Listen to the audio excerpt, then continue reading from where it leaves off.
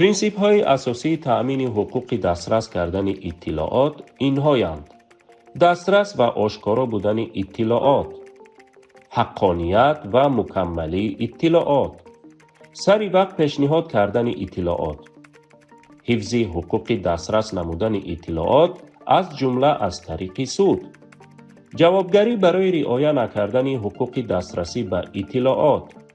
رعایت حقوق و منفعت‌های قانونی شخصان سیوم هنگام واگذاشتن اطلاعات، محدودیت حقوق دسترسی به اطلاعات را مقرر نمودن قانون تنها به حدی که آن برای حفظ اساسهای ساخت کنستیتوسیونی، تأمین مدافع کشور و امنیت دولت، آبرو و اعتبار و بی‌غرضی عدالت سودی، اخلاق، صحتی، حقوق و منفعت‌های قانونی شخصان واقعی و حقوقی ضرور می باشد. قسم یکم ماده 6 قانون جمهوری تاجیکستان درباره حقوق دسترسی به اطلاعات